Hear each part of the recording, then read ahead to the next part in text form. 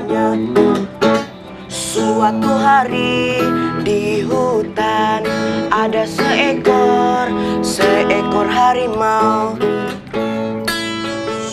Suatu hari di hutan banyak binatang-binatang. Ada gajah. Banyak binatang-binatang dan ada juga harimau. Hari itu harimau mau belajar membaca. Aku ingin belajar membaca, tapi ingin yang menyenangkan. Di hutan itu ada seekor kelinci yang bisa membaca, tapi sambil berbunyi katanya. Harimau mau belajar. Wah, itu kelinci. Katanya dia pintar membaca. Kelinci. Harimau, ada apa? Aku mau belajar membaca, boleh nggak? Boleh. Lalu dia belajar membaca. Ikutin aku ya. Iya. A. I. U. Mau Hah? Kau mau Akhirnya si harimau belajar membaca dengan kelinci, tapi belajarnya sambil bernyanyi karena belajar itu menyenangkan. Betul. Lihat mereka berdua. Oke pemirsa, tadi kalau misalnya di awal dibuka oleh Iki dan juga oleh Mikdad yang mendongengkan kita berbagai macam cerita, dan katanya mereka ini dongeng udah jauh banget. Betul. Reza. Ini dari kampung dongeng, Nana. Betul. Hai, apa kabar? Baik. Nah, Nana dan juga pemirsa, sebelum kita ngobrol-ngobrol, kita simak dulu pemirsa. Ini dia intermezzo. Banyak info, nggak bikin kepo.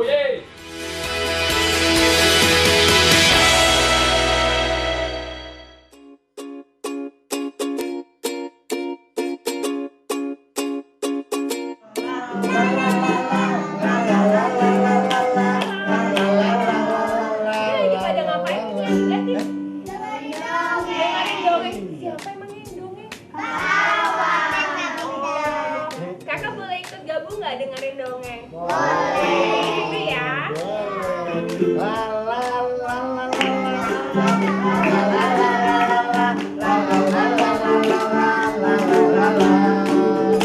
Ceritanya tentang si Aci. Ada sebuah cerita kisah anak manusia bernama Acip, main di hutan. Dengerin dongeng nggak lagi bikin ngantuk, tapi nyenengin dan ceritanya menarik. Kemudian diangkat. Ya, inilah Kak Awam dan Mikdad. Pasang ayah dan anak yang memiliki gaya mendongeng yang punya banyak ekspresi. Keseruan ini bisa kita temuin di Kampung Dongeng Ciputat, Jakarta Selatan.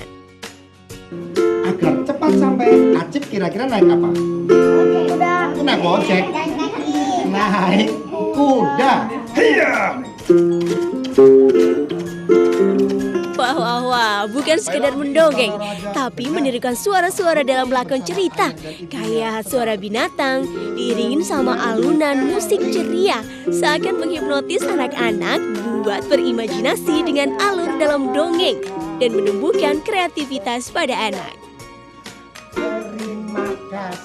Mulai mendongeng sejak 2009 lalu, sang ayah yang biasa dipanggil Kak Awam ini memiliki pemahaman bahwa anak-anak punya dunianya yang unik, sehingga kita sebagai orang tua harus menyampaikan pesan melalui dunianya, yaitu bermain, bercerita, dan bernyanyi. Suka denger dongeng, membaca, terus bertemu teman-teman, dan suka mendongeng juga, diajarin sama kawan. Pegang kepala, pegang kupingnya, pegang Kalau kata Kak Awam nih, tangannya kalau ke makan atas, jangan hanya pegang sekedar kepala, mengenyangkan, tapi juga harus pegang menyehatkan, hidungnya, seperti mendongeng. pegang Jangan hanya pipinya, menyenangkan, tapi pegang harus kepala, memiliki kekuatan pegang hidungnya, pesan. pegang Dari perutnya, Tangerang hidung Selatan, temennya. Yuda Tio. Tangannya ke atas, pegang kepala, pegang telinga, pegang matanya. Iya, itu dia tadi Iki dan juga Migdat dari Seru ya, Kampung Dongeng. Seru banget kalau misalnya kayak gitu pasti betah untuk mendongeng berlama-lama. Setuju. Nah, kalau ini kita mau tanya-tanya sama Iki sama Migdat, dari kapan sih mulai mendongeng Iki sama Migdat? Kalau aku dari 2013 ya. 2013 mulai mendongeng. Mulai mendongeng. Kalau Sekitar Migdat 3 tahun. sendiri? Kalau aku sih senang mendongeng dari awal ya, karena ayah aku juga pendongeng. Oh, ayahnya pendongeng kebetulan. Iya. Oh, Kalau oke. mencoba untuk mendongengnya dari kelas 4, sekarang kelas 8. Oh, Kelas 4 4, tahun. sekarang kelas 8. 4 tahun yang Oke, lalu. 4 4 tahun yang lalu. Oke, baiklah. Nah, ini kalau misalnya Migdat mungkin karena dari ayah gitu Betul. sudah terbiasa buat mendengar dongeng Iya. atau mendongeng. Nah, kalau misalnya dari Iki sendiri, kenapa Tertarik. kepikiran tertarik buat akhirnya jadi pendongeng? Awalnya seru ya, seru karena Karena lihat aku lihat ayahnya Iki ayahnya Migdat dulu ya. Oh, ayahnya Migdat tuh ayahnya ya. Migdat. Tuker terus aku. Suaranya kan banyak tuh, suara kuda, terus gajah. Aku pengen bisa seperti beliau gitu loh. Akhirnya inilah cara menyampaikan pengetahuan dengan cara yang menarik gitu loh. Betul. Akhirnya aku ikut ayah beliau, lalu aku gabung sama Kampung Dongeng. Awalnya itu aku seorang guru. Setelah itu aku keluar, Guru untuk dulu aku guru di sekolah SD ya. Lalu keluar aku ikut Kampung Dongeng. Nah, ini juga menjadi salah satu prestasi begitu ya, Nak ya, yang Iya, pastinya betul. juga patut dibanggakan. Iya. Sama halnya hal yang satu ini, nah, Apa prestasi itu? dari anak-anak bangsa yang baru pulang dari Olimpiade Rio di Brazil. Presiden Joko Widodo menyambut peraih medali Olimpiade Rio 2016, Tontowi dan juga Liliana di Istana Negara. Lalu bagaimana kira-kira situasi terkini di sana? Kita bergabung dengan Randu Dahlia langsung dari Istana Negara. Selamat pagi Randu, bagaimana Randu. situasi kondisi arak-arakan yang terjadi di sana?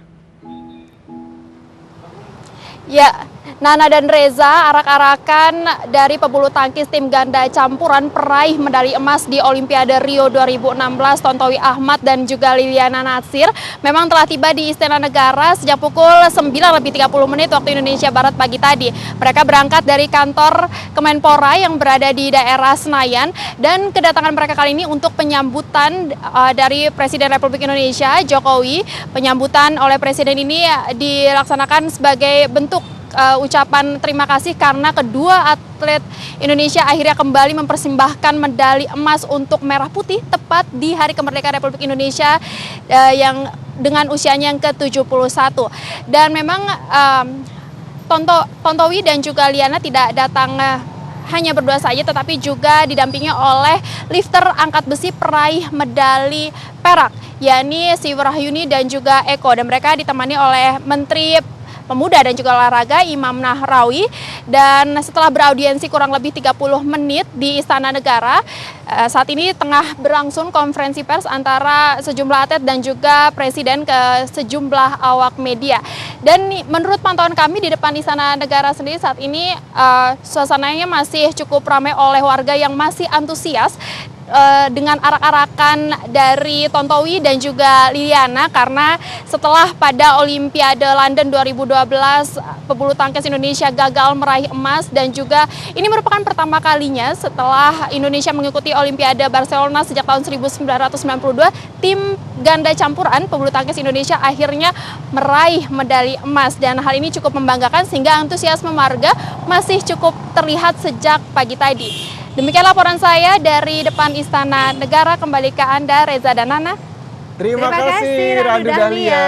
Nah, saya merinding tuh kalau misalnya Merinding pemirsa bisa lihat, Wah, ini salah satu itu kebanggaan. pasti bahagianya luar Betul, biasa. putra-putri bangsa Indonesia yang menorehkan prestasi. Karena Indonesia di akhir Olimpiade Rio 2016 yang ditutup pada minggu kemarin menempati posisi ke-46 gitu. Jadi mendapatkan 1 emas dan juga 2 perak. Tapi ini amat disayangkan sih, nah, kenapa yang memang dibangga-banggakan menjadi seorang pahlawan sepertinya terlihat dari hanya Tontowi dan juga Liliana, padahal Eko dan juga Sri Wahyuni yang atlet angkat besi juga menorehkan prestasi juga ya, Nak. Iya, betul sekali. Selamat sekali lagi untuk semua pemenang, dan pastinya waduh, senang banget melihat mereka lagi arak-arakan Betul. gitu ya, disambut seperti itu ya. Dan kita juga mau kasih informasi selanjutnya nih pemirsa, sebelum sampai ke istana, peraih medali Olimpiade Rio 2016 diarak dengan menggunakan bandros, dan berikut kami hadirkan cuplikan kemeriahan arak-arakan Liliana dan juga Tontowi untuk Anda. Oke, ini dia ya. Berarti suasananya sekarang yang sedang Anda lihat pemirsa, dan Ini sebelum sampai ke Istana Negara melewati Bundaran Hotel Indonesia, banyak sekali awak media dan juga warga yang ikut memeriahkan acara arak-arakan yang dilakukan dari Kemenpora menuju Istana Negara. Antusias masyarakat dengan membentangkan bendera merah putih di pinggir jalan raya tepat di Bundaran Hotel Indonesia. Ini menjadi semangat bagi para atlet-atlet yang menorehkan prestasi di Olimpiade Rio 2016 kemarin. Betul, tapi bagusnya juga anak-anak ini juga tidak membuat jalanan menjadi macet ya. Terlihat Betul. masih bisa tetap berjalan gitu kan. Kelihatan nggak macet-macet amat lah. Oh, Betul. belakangnya padat ya? Nggak apa-apa ya, kan lagi dapat emas. Jadi nggak apa-apa macet-macet sedikit ya.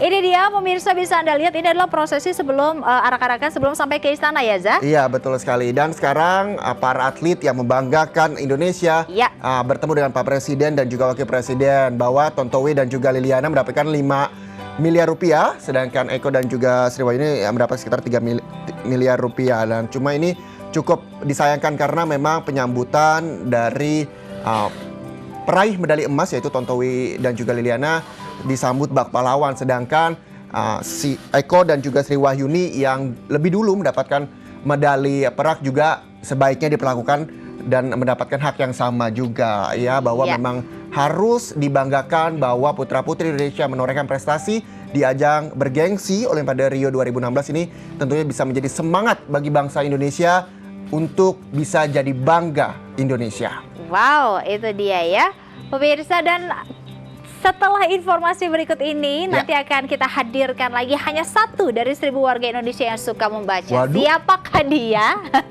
Nanti ya, usai jeda berikut ini hanya di Intermezzo. Banyak info, gak bikin kepo.